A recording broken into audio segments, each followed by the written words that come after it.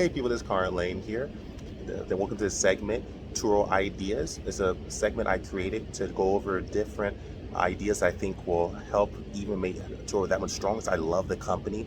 In my opinion, when you have a friend or a family member, someone you love, you care about, you want to tell them the truth and tell them things that can actually better their trajectory of growth.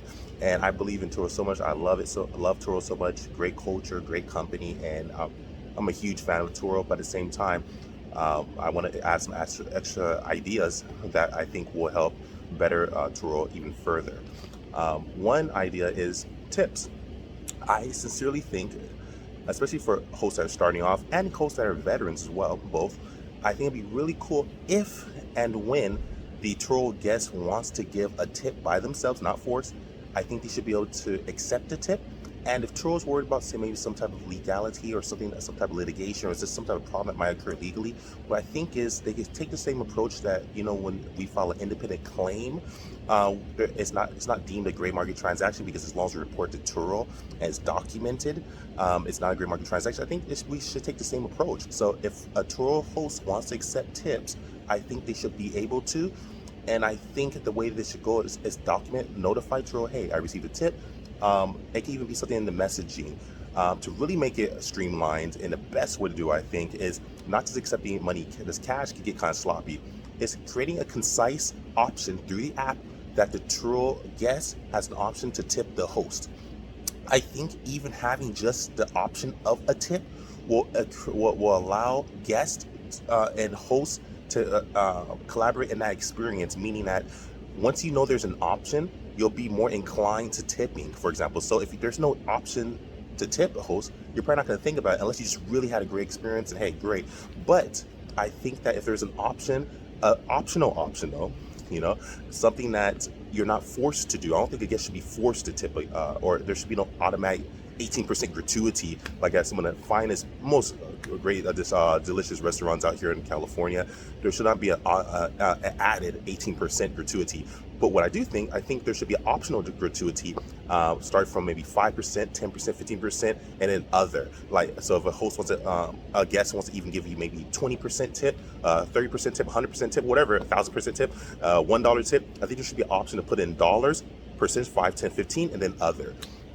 That's what, and also just to let you guys know, the reason this methodology comes to my mind is because before I start earning more income, no arrogance intended, before I really start figuring my life out, I was actually doing whatever I can to make money. I had double jobs. I was doing Uber Eats, not Uber the driving, Uber Eats, Postmates, DoorDash, Amazon Flex when they first announced the program. I did all this, and I have the doctors to prove it. I did all of this, and what really made it better was not just the amounts. I had it down to a science of knowing how many deliveries per day, how many hours, what square footage, which zoning I needed to be in to get the most deliveries. I had it down. But this is the thing though, what really helped to soften the blows of life and make it even that much more appetizing and allowed me to build and compound even more money faster, so I could use it to invest in courses or use it to invest in my business that I was starting. Pretty much, I didn't have any money. So it's hard to make money. We don't have any money, but it's a catch-22 because you need money to make money.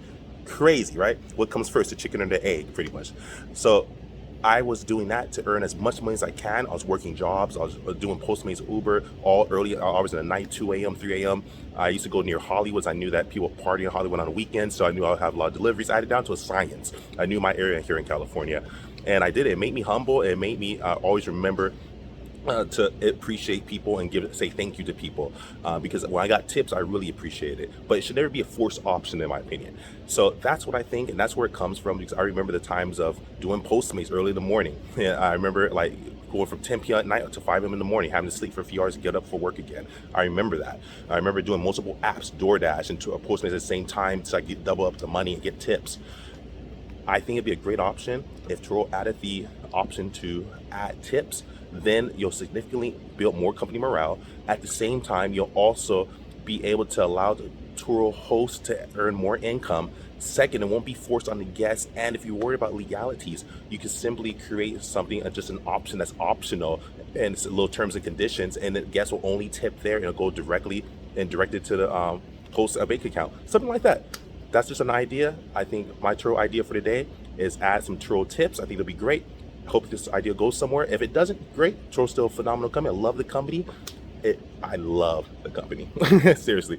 But that's just my idea. I have a right to have my opinions, just like you have a right to have your opinion. You guys have a good day. If you guys like the content, like, subscribe, share. Conrad Layn out.